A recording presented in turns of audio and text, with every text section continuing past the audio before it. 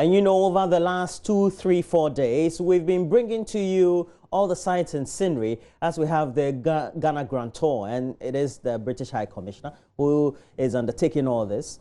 And we also want to tell you, just in case you want to contribute meaningfully to it, there's always a platform available for you. If you're an MTN user, you're a Vodafone user, or you want to pay into a Stanchart account, and that'll be very easy for you to do so. Kuji Yankson has been on the trip, has been making sure that as they crisscross Ghana from north to south over a distance of some 1,000 kilometers, you're also following all the issues and the stopovers especially. But let's get to our mainstream discussions. And we told you about how the president had been getting some flack over, you know, criticized for renaming some public institutions, especially public universities, after some famous people. But we also know that that is more misplaced, because the president had indicated, especially when he appeared at that event of the University of Energy and Natural Resources, that it was the University Council that had proposed that.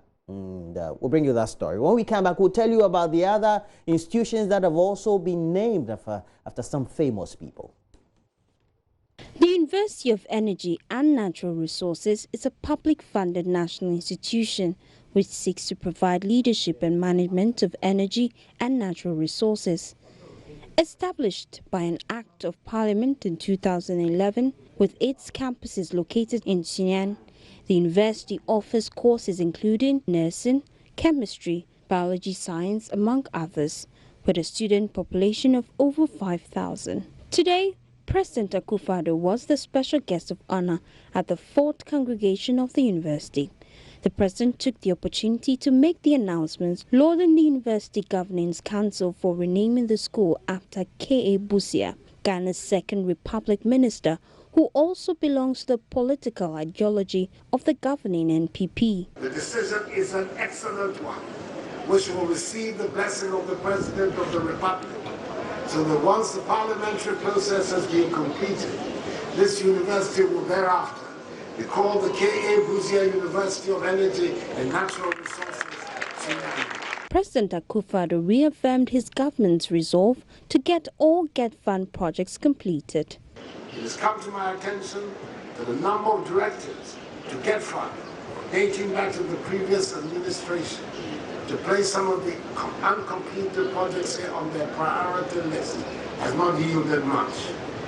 Chairperson, things will change. Vice-Chancellor of the University of Energy and Natural Resources, Professor Harrison Kwame Dapa, said even though the university has been making some strides, including the launch of Comic 2 satellite, it is saddled with some challenges impeding progress at the university. 1,113 students graduated from the various undergraduate and graduate schools. And following this event, we had social media going agog, and this being received with some mixed reactions. But we decided, look, let's give the president the benefit of the doubt, because in that statement, it was the University Council, according to the president, that had indicated the proposal or the change of name to the K.A. Busia University of Natural Resources. And well, since then, we've had before now, some other institutions like the University of Mines, Atakwa being named after Park making it the Park University of Mines, the University of Technology and Applied Sciences in Navrongo, and the University of Business and Integrated Development Studies in Wa, and the University, of course, of Natural Resources, Energy and Natural Resources, being named after individuals like C.K. Tedem, C.D. Dombo, and we had Dr. Busia. I have Eric Chum. Eric Chum is a government spokesperson. He's here to also bring greater light and depth into the conversation, as we are here to, you know, ask questions and get those clarifications and the responses as well. Good morning to you, Mr. Chum. Good morning. It's been a while. Certainly. You dogged me off. I haven't seen you for a while. Yeah, but, yeah, definitely. I've been doing other things. So yes, you've always been in the news as well. Since you're a public person, we always get to know where you are, and but it helps. Yes. It helps. And great work you're doing so far, helping to shape government communication and also contribute meaningfully to national development. Well, that's my modest contribution to to government. So okay. Thank you very much. Yes, and since Saturday, we've had social media, especially some sections of the mainstream media going haywire, receiving this with some mixed reactions. What's the mood really in government following all these reactions? Well, thank you very much. Thanks for having me. Good morning to all the viewers of Joy TV this morning. Certainly, when these things happen, you will definitely have people preferring divergent views and opinions. I go down to really what the motives are. And sometimes you realize that essentially it's just one of those political and ideological schisms that we have in this country. So you have to situate it in the context that the conversation is being had. For me, as a country, we've come a very long way. Historically, a lot of things have happened, especially with the unfortunate truncation in terms of our democracy. You can take it from 1966 in terms of the coups, and you bring it back to the 70s and 79 and 81 and all of those things. Those things have had certain effects in terms of distorting our trajectory as a people. And over a period, anytime these things happen, there's always an attempt to sort of denigrate and demonize certain individuals to use it as, if you like, a justification for some of the things that have happened. So if you go down and you realize that some of these heroes, I call them heroes, and key protagonists in terms of our quest to develop as a nation and our clamor for independence and all of those things, and we have institutions of this nature, and we decided to almost institutionalize and immortalize these individuals in terms of the contribution to this country, and you name a university after them or an edifice or something. To be honest with you, I don't see anything fundamentally wrong with that. But in a democracy that we are part of, people are entitled to prefer these divergent views and all that. I don't think that if you listen to the president properly, you also realize that it was actually the University Council itself that made the recommendation for the name change. So someone would say that, well, why don't you go and build a brand new edifice and name it after somebody and all of those things. But these things they're all organic. They are dynamic institutions. So even when, for instance, the University of Ghana itself was built and you go there today, it's totally different. Of course, you would have the history that backed it in terms of who set it up and all of those things. But in terms of even successive governments and the things that have happened there, it's huge, it's enormous. So for me, really, I mean, on a morning like this, I would have expected that we would be having another conversation apart from if really it's in good taste for these universities to be named after these illustrious sons of this country. But again, that's the democracy that we run. Now, usually, what would you say? Is there a certain criteria, let's say, in trying to have as a country, all of us getting a certain direction as to how we need to acknowledge our illustrious people, those who have helped shape that country in many ways, diverse ways? Well, I mean, you can do it in so many different ways. We've seen roads named after people and libraries and FPSOs and all of those things. You see, and sometimes it's very interesting that when it does happen, there's no hue and cry about these things. In other instances, it's a challenge for certain people to accept and appreciate. But again, for me as a consummate Democrat, you would indulge people to do so. I feel that for us to be able to get to a point where these things are not really a matter of debate and all of those things, you can decide that there has to be a certain level of, some kind of criteria that would allow for an individual to be, an edifice like that or an organization or university to be named after an individual. But these are, people of immense reputation, and their contribution to this country cannot be underestimated. So, if you like, it's all down to the fact that some people are unhappy with the kind of people that are being given these honors. But if you listen to the family as well, the family are, even in this particular instance, are extremely, Dr. K-Buzia yes, especially. grateful that something of that nature has happened. I think that really, in terms of even history and the fact that these individuals are meant to be some kind of figures that would motivate young Ghanaians and people get to understand and appreciate the kind of contribution that they played in this country. There's nothing wrong with that. I mean, there's this saying that a country that refuses to honor its heroes, it's not worth dying for. And so really, is it such a big deal that it would engender these huge national conversation? I don't think so. I mean, but again, I will not discount people's views on these things because it's democracy. What you are espousing, is it the view then of government that for this to generate this sort of uproar, it's unnecessary? Well, I haven't said that. I mean, what I mean is that if you look at the merit, so for instance, you have a young student who decides, oh, I mean, we were lucky to learn a bit of history in school and everything, so you understand, you would appreciate who Buzia and all these people were. But if, for instance, a JSS or SS student decides that they want to fill out a form, for instance, for university, and there's a K.A. Buzia University or Paragon University, what would actually happen is that they might even be minded to do a bit more research to find out who these people were and all that. You can go as far back as Dr. Agri, all sort of Kesley Hayford. If you go to some of our universities, the halls have been named after some of these people. I mean, so that's what I'm saying that.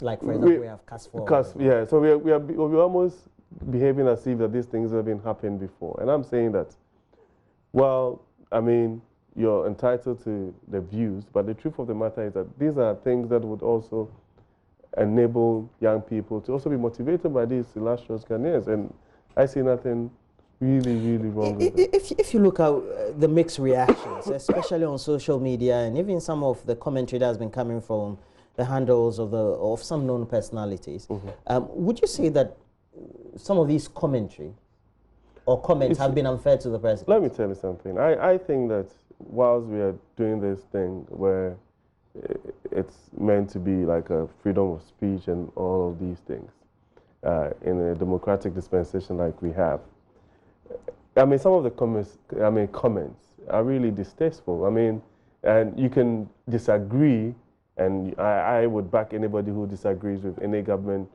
policy or direction or program vehemently, but it's important that we also minded by the communication, right? So once you personalize it and people come back and either also react or counteract, I mean, then those same individuals are saying that why are you, because, I mean, it's a freedom of speech. That is wrong. I think that in any discourse whatsoever, it's imperative that we show some kind of circumspection, and you can disagree, you can write the same thing or espouse the same views without necessarily denigrating the personality or the image of the president or whoever you think that has made those decisions. That is what I have a challenge with. But in terms of preferring divergent views, I have absolutely no challenge. In the corridors of power, but let's say in the Jubilee House and within the mindset of government machinery, what's the feeling? No, but these are, I mean, for me, I think that these are What's the feeling of these reactions?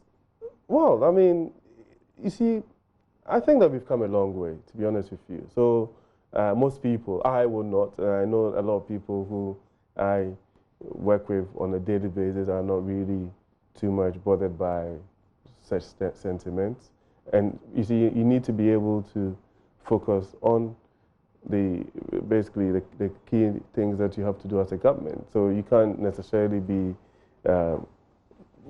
minded by all sorts of distractions, you understand? So you focus on the job. What are the major things that would make you deliver on the policies and the social contract that you have with the people of this country? So as for people expressing views and everything, of course, it's also imperative that when some misinformation is put out, then there's a responsibility, I mean, by dint of making people aware of what the real issues are, to also come back and say, this is not the case. But in terms of what people say and do and the sort of language that they use, I think that it's not something that really is distracting anybody in government.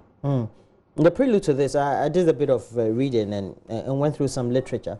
You can find out in various countries, particularly in areas in England and the United States, they had named certain monuments, institutions after some great people. We had institutions named after General Lee, who, for example, Adams, in Washington, exactly. Some of them even even though within the drama of history in which they were captured, they may have been even on the losing side. If you take the Confederacy law, for example, General Lee had many monuments also named after him.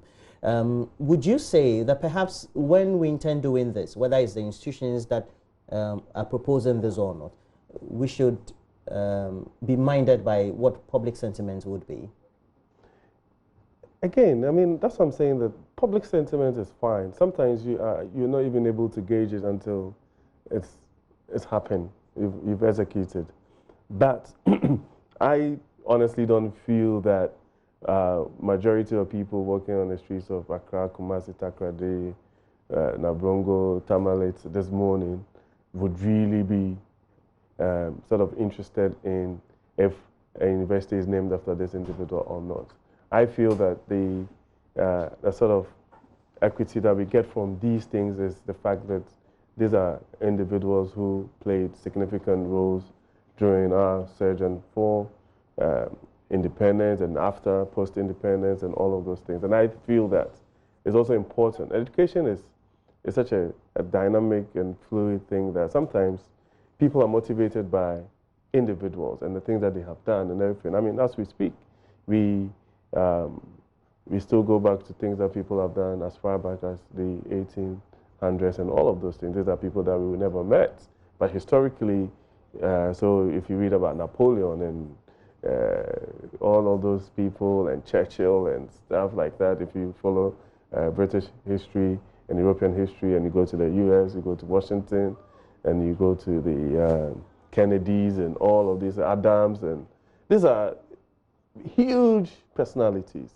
And people have even modeled their, if you like, public life around these individuals. There's nothing wrong with that. For the values they stood for and for their immense contribution. So for me, I think that maybe even this gives us a unique opportunity to find out exactly who K. Buzia, for instance, was, and who Pargrand was, who this person was, and become a certain opportunity for us to have a public discourse about these personalities and where they have come from.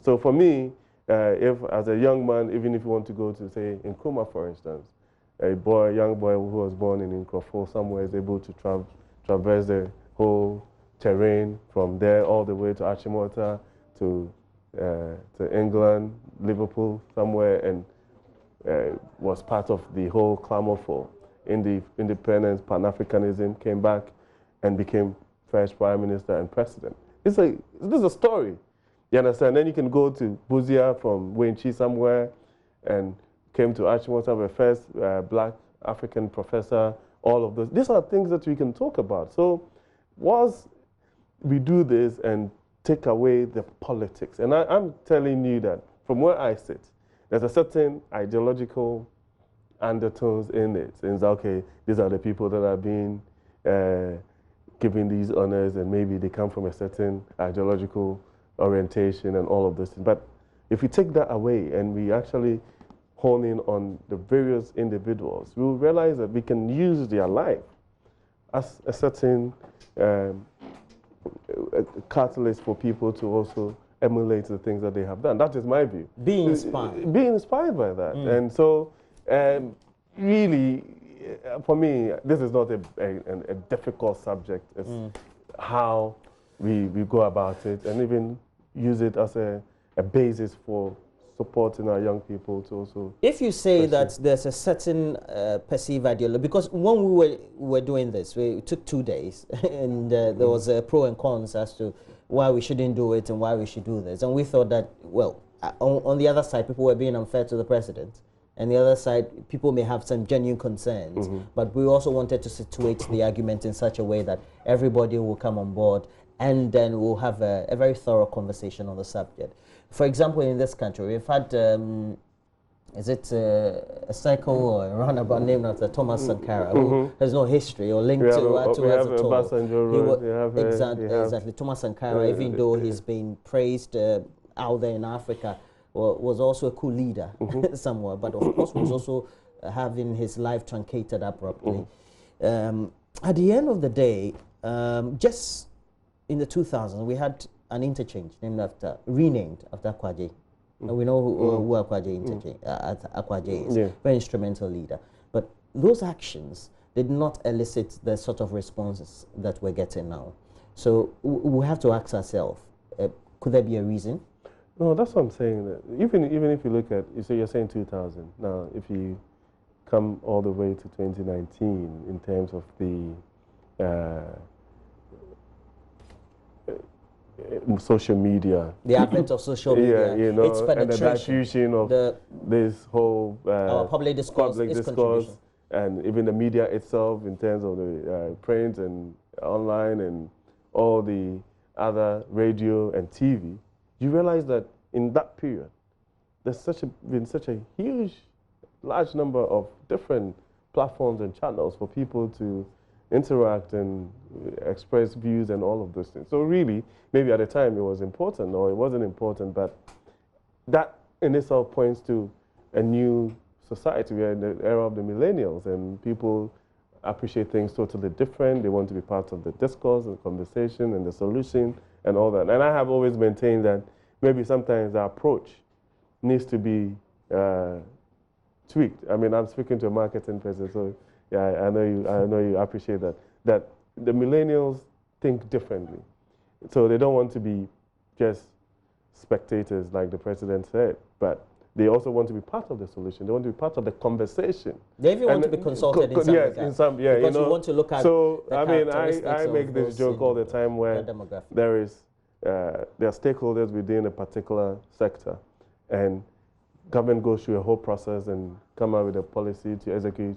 And then you finish and people say, we were not consulted enough, you know, and then I keep asking, so what is enough consultation? Because there may have been some public engagement so with the various publics that are really exactly. And then you realize that if you go there, you say that there's maybe 3 or 4 different meetings, maybe with the But not all decisions taken by government or parastatals. No, but that's what I'm saying, that receive this sort of No, but that's just what I'm saying, that we're in that era where regardless of what you do and how stringent you are in terms of even going by the process, right? You still have people who would express some kind of disquiet. That's just normal. On this particular case, I feel that really we can use it as an opportunity to create, and that's my view. And that sometimes when some of these things happen, what it means is that we're talking about Busia today. The young people will be asking, who was Busia? What did he do? We're talking about Paragram. We're talking about Ephraim Amu. All of those, they are secret to them. We're talking about other people that contributed to where we are today as a country. So for me, I think that is important. Historically, you get this whole conversation, people are trying to distort the history of this country, and it's coming from the backdrop of even the August 4th, and why is it that we are doing the founders, and we have to be candid with ourselves when we have these conversations so that we can situate it in a way that we should.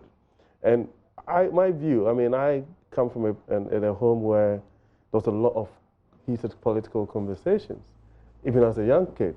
And if you listen to the kind of stuff that my dad and my uncles were talking about, either pre-Nkrumah and post-Nkrumah, and the things that happened, you know, you realize that people have different views on how things happen in this country.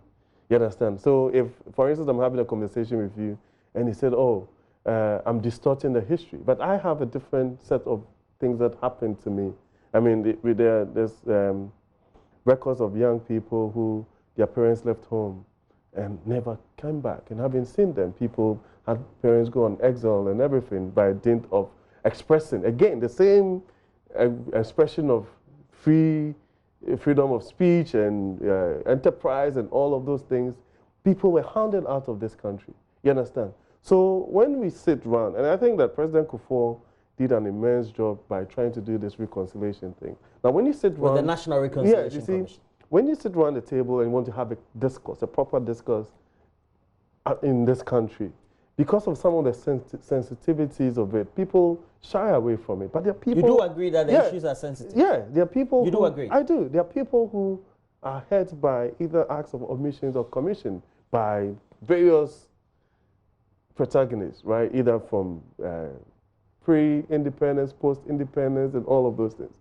And I think that, especially in our generation, I think that it's gotten to a point where we forge ahead, either it's MPP, NDC, on other, and stop fighting those generational things, because we were not there, you understand? But ideologically and historically, it's imperative that we give room and space for people to try, because that's the whole essence of democracy. I came across a piece on one of the pages, and it said, for example, we have the Ephraim Amu Technical University. Is the one based in Ho. It used to be the whole technical university, Ho Polytechnic, then became Ho. Then we also have this one chain, Park Grounds, etc. These used to be institutionalized institutions. They had been operating for some time. Changing the name ultimately, just like the way we do with the assemblies, etc. I think it also means that UPSA has also been changed to for the founder. For the founder, for good reason. You and I are alma mater. Okay. So at the end of the day, we're spending money on changing either logos or we're changing stationery, and that comes with increased cost. How about that argument? Oh, you can. I mean, those things can be eased in gradually. I mean, we've done rebranding, and these are things there. So it can be eased in gradually. It doesn't have to be substantive cost implications if you want. And so really people can make that argument. But I think that for some of these decisions, they would always come up with a cost. And if, for instance, you're talking about logos and things, but no institution of that stature would, for instance, go and activate new stationery or other if they have existing ones until if it finishes. So I think that really there are cost implications, fine, but I don't think that they're substantive enough not to be able to also use this as an opportunity to, and you see, engender a certain social, I'm trying to have this comment. So there's a certain point in our history where we all have to come together and reminded by the fact that we are one people, one common destiny with one purpose, and sometimes when you listen to some of these conversations, it's almost as if that most of these disagreements is essentially predicated on politics and where you come from and an ideological orientation and everything, but it hasn't helped us. It's not something that is healthy for us. And I mean, when I meet some of my young, colleagues, politicians on the other side, I tell them that our generation has a lot more responsibility to do things differently. Because, we all complain about X, Y, Z, but the truth of the matter is that if we continue to do it in the same manner where on every single subject, there's a certain...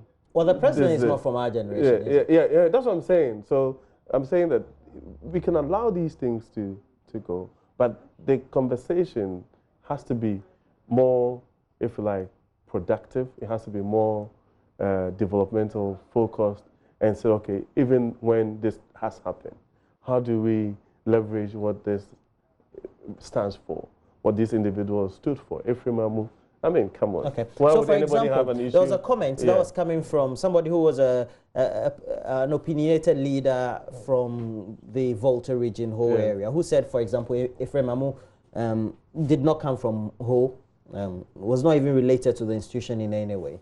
So, did not come from Ho? Yeah, does not come from the area. That was not related to the establishment of the institution in any way? Well, I haven't. So why then I haven't seen or read that comment, but I feel that even that does not necessarily mean that it has to be named after an individual that comes from. There's Kwame Nkrumah University of Science and Technology, and for all I know, Kwame Nkrumah does not come from Kumasi, right?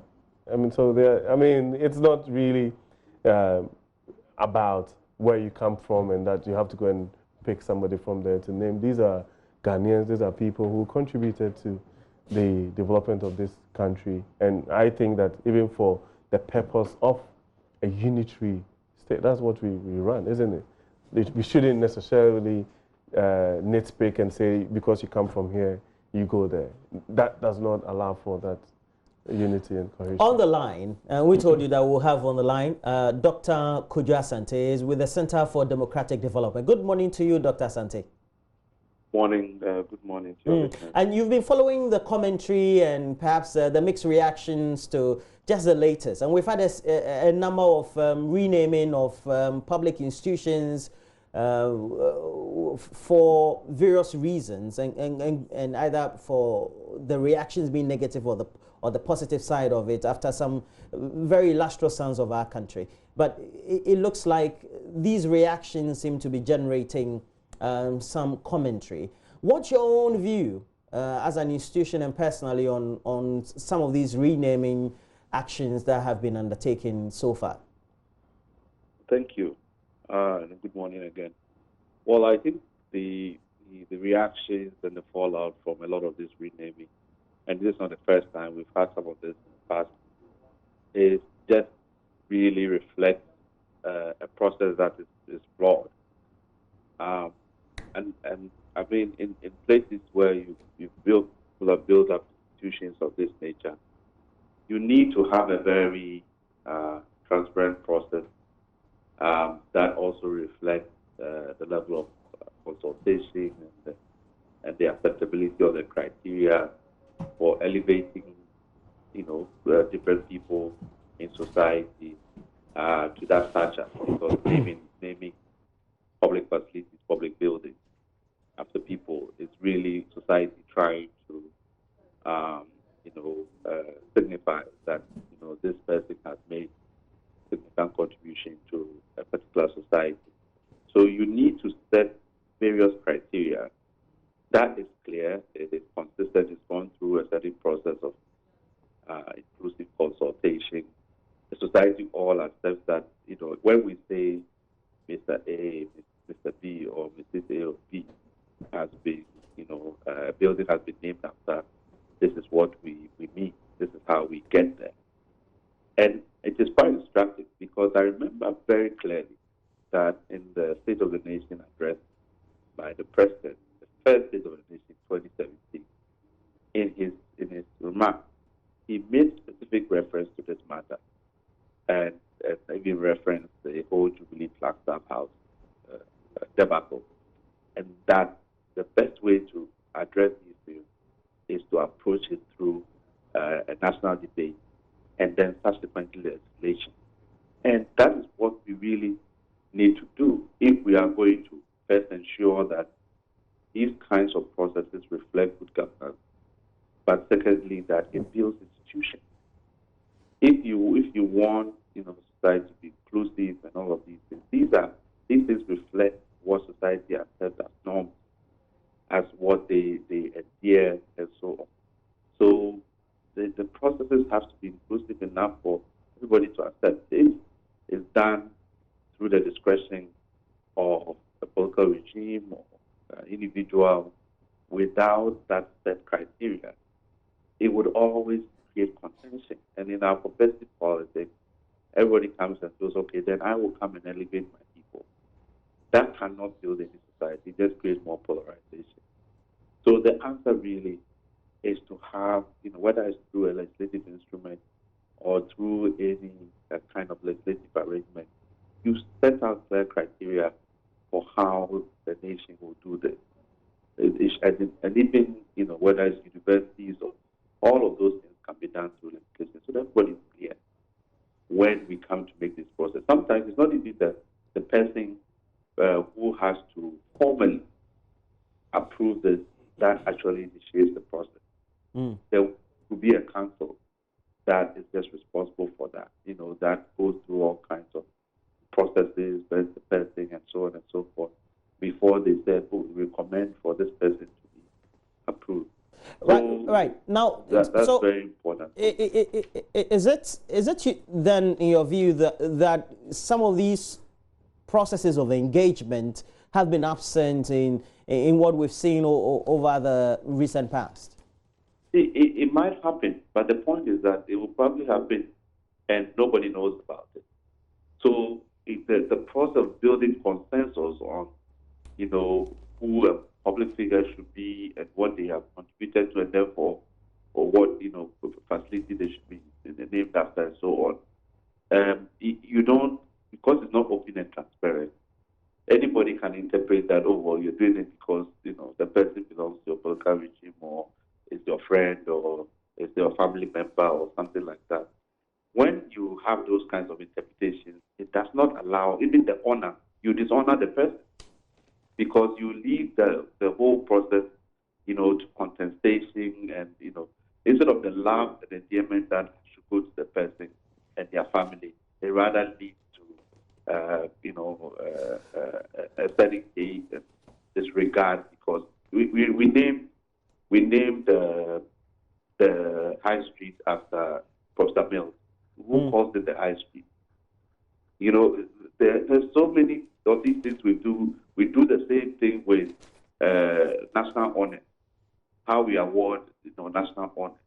And we've said it several times, at least my institution, I know we've written about it several times, that you need to have legislation around these things. It's for posterity. It's not just because one person comes in and goes out. It builds a certain culture, a certain, people take these things, at a certain level. And whether or not President A is in or President B is out, every time we are consistent in the way we apply it, people come to respect it more. So I don't think we are really dealing with, doing ourselves any good favors when we continue to do things that, rather polarize us rather than unite us. So for me, I don't think it's too late. I still think we need to put in legislation to do this. And the president himself mentioned this in his 2017 remarks, because he recognized that this process has been fraught with problems. And the best way to do this is to have consultation and have a set parameters for doing these kinds of things. When the reactions and the arguments in relation to these actions that have been taken over the last 2.5 years, especially within the jurisdiction or the regime of the president, the Akufo-Addo administration, and they are steeped in the so-called ideological standpoints of the two political parties we've had in the Fourth Republic especially, why do we then have it that way? Well, but that's what I mean by... Yeah, is it because of our skewed history, political history, especially the lack of recognition that had been given in the past, or the truncations we've had since independence? Yeah, I mean, certainly when people come to these debates, they come in with a very, they're very emotional, and, some have personal relationships with this because it's family and so on, and people they've lived and worked with for many years who they think, should be recognized. But, the paramount thing for any public officer, so you, as a private person, you can express all that emotions. When you are given public power, the paramount interest is always the public interest. How do you advance these objectives to ensure that at the end, you don't add to the problem, but rather create more unity and acceptance? So that, I think, that is what should drive anybody who is put in this process. It's a very hard process to do, and that's why you don't fall on only discretion. That's why you need restraint, regulation around discretionary power, so that people don't get moved by just emotion. Yeah. And that is what I think, all our public servants should understand. I know it's not simple, because when you have the power and the law says you can do it at your discretion, you can do it. But the point is that what is informing, you have to really subject yourself to serious interrogation to ensure that, yes, you are acting in the public interest. How quickly do you think government or the president needs to take the needed action to make sure we have the body of consolidating public engagement and stakeholder engagement and political stakeholder? Well, I would just refer the president to his own reflection at the beginning of his tenure. That he recognized that this is the problem. And of course, having done what he has done, he has realized, and I'm sure he can see the reaction, from the public, that this cannot continue. We can't keep doing these things, because it's easy to do it. Governance is never easy. But even the little time you would take to ensure consultation and proper process, you will get the benefits of it. Ghanaians, and if you look at a lot of studies, Ghanaians are very postural in the way they reflect around justice. Okay. And fairness. So as long as you've gone through the processes that is transparent and so on, people would accept the outcome regardless. You can still end up with naming the thing after the person, but they would have at least understood that, oh yes, these criteria are all, and we have got appropriate consultation, and therefore we can all accept. Some people might disagree, but at least majority can accept, and then we move on. The next time it happens, the same processes will happen. So that is really what governance is about, and building institutions. Okay. Well, thank you very much. Dr. Kwadwo Asante is with the Center for Democratic Development Ghana, CDD Ghana, as we all know it. But let me just get some wrap-up comments from you. The backlash, he says that is expected because the consultations, and it's not from today, have not been deepened. And it looks like it needs to be institutionalized with clear terms of what criteria and the benchmarks in awarding people. Well, I mean, if we're able to put a structure like that together, fair enough. But I believe that in the instance of the university councils, I'm sure that enough consultation would have been done. They would have arrived at the individual that they thought or deemed fit that should be given that honor. But then we can continue this conversation. We can create a platform to say that, okay, once we get to this particular point, or there's this huge edifice or state asset that we feel that needs to be named, we can have a plethora or a list of individuals that are fit for that to be named after. We can do that. But I honestly feel that this whole brouhaha about these individuals... Do you think it's unnecessary? It's something that we can best be said be one of those conversations that we want to have. But I won't say it's unnecessary. I feel that people are entitled to express. That's almost like Yentiobia. No. I won't say I won't say that. I'll never. You know me. I'll never use those words. I'm saying that people are entitled, and citizens are entitled to prefer these opinions. But in the case of these institutions, I feel that it gives us an opportunity to use those individuals as a basis for our young people to be motivated. Thank you very much. Mr. Eric Chum, thank you for joining us this morning. He's helped us do some great conversation on the subject, and it will still continue. I know they're still dominating pretty much some discussions, especially on social media and some sections of the mainstream media. And Dr. Kwadwo Asante also joined us from CDD Ghana, helping us enrich the debate.